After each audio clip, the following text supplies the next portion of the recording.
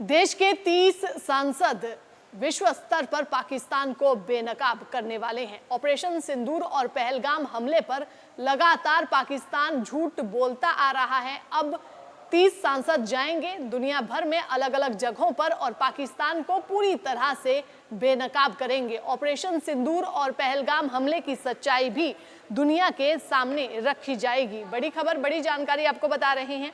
Operation सिंदूर के बाद अब भारत के सांसद दुनिया भर में पाकिस्तान को बेनकाब करने वाले हैं। भारत सरकार ने पाकिस्तान की करतूत दुनिया भर के सामने उजागर करने के लिए अगले सप्ताह सर्वदलीय प्रतिनिधि मंडल को अलग अलग देशों की यात्रा के लिए भेजने का फैसला लिया है। बताया जा रहा है कि कम से कम 30 सांसदों को 10 दिन के लिए अलग अलग देशों की यात्रा पर भेजा जाएगा। इसे लेकर सरकार ने विपक्ष सहित विभिन्न राजनीतिक दलों के सांसदों से बात की है। कुछ दलों ने अपने सांसदों को भेजने की मंजूरी भी दे दी है। दरअसल पाकिस्तान पहलगाम से लेकर ऑपरेशन सिंदूर के दौरान लगातार झूठ बोलता रहा। वो दुनिया के अलग अलग मीडिया चैनल्स पर भी दिखाई दिया, वहां पर भी उसने जमकर झूठ परोसा। दुनिया को तथ्यों से अलग जाकर एक नैरेटिव सेट करने के लिए मनगढ़ंत कहानी पाकिस्तान बताता रहा। पाकिस्तान को अंतर्राष्ट्रीय स्तर पर कोई बड़ा समर्थन नहीं मिला है, लेकिन चीन और तुर्की जैसे देशों के उसके साथ अच्छे संबंध रहे और उनका सहारा भी मिला।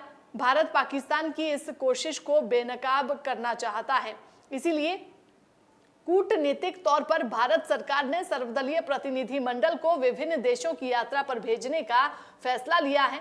अभी प्रतिनिधि मंडल में जाने वाले सांसदों की सही संख्या तय नहीं है, लेकिन माना जा रहा है कि 30 से अधिक सांसद प्रतिनिधि मंडल में जा सकते हैं। ये सांसद 10 दिन के लिए सरकार द्वारा निर्धारित देशों के विभिन्न ब्लॉकों का दौरा करेंगे। विदेश मंत्रालय सांसदों को उनके राजनयिक मिशन के लिए रवाना होने से पहले जानकारी देगा। सूत्र बताते हैं कि प्रतिनिधि मंडल में Bhajpa, Congress, TMC, DMK, NCP, JDU, BJD, CPIM और कुछ अन्य सांसद शामिल होंगे। एक दल के नेता ने बताया कि उन्हें 22 से 23 मई तक 10 दिनों की अवधि के लिए रवाना होने के लिए तैयार रहने को कहा गया है और विदेश मंत्रालय यात्रा कार्यक्रम सहित आवश्यक विवरण उपलब्ध करवाने के लिए उनसे संपर्क करेगा। सूत्रों से मिली जानकारी के अनुसार प्रतिनिधि मंडल में भाजपा से पूर्व केंद्रीय मंत्री अनुराग ठाकुर और ओडिशा से भाजपा सांसद अपराजिता सारंगी शामिल हैं, जबकि कांग्रेस के 4 सांसद भी प्रतिनिधि मंडल का हिस्सा होंगे। इसमें कांग्रेस सांसद शशि थरूर, मनीष तिवारी, सलमान खुर्शीद और अमर सिंह शामिल हैं। वहीं तृणमूल कांग्रेस के सुदीप बंदोपाध्याय, जेडीयू के संजय झा और बीजेडी के समित पात्रा, एनसीपी की सुप्रिया सुले, डीएमके के कनिमोझी, सीपीआई के जॉन ब्रिटास और एआईएमआईएम के असीदुद्दीन अवैसी भी प्रतिनिधि मंडल का हिस्सा रहेंगे। असीदुद्दीन अवैसी और थरूर सरकार के दूत बनने वाले हैं।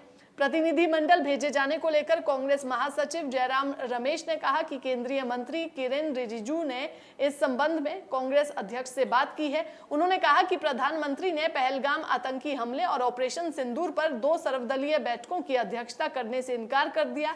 प्रधानमंत्री संसद का विशेष सत्र बुलाने पर सहमत नहीं हुए। हमारे एकता का आह्वान करने के बावजूद प्रधानमंत्री और उनकी पार्टी लगातार कांग्रेस को बदनाम कर रही है। जयराम रमेश ने कहा कि अचानक प्रधानमंत्री ने पाकिस्तान से आतंकवाद पर भारत का रुख स्पष्ट करने के लिए बहुदलीय प्रतिनिधि मंडल विदेश भेजने का फैसला किया है। कांग्रेस हमेशा सर्वोच्च राष्ट्रहित में रुख अपनाती है और भाजपा की तरह कभी भी राष्ट्रीय सुरक्षा के मुद्दों का राजनीतिकरण नहीं करती। कांग्रेस जरूर प्रतिनिधि मंडल का हिस्सा रहेगी।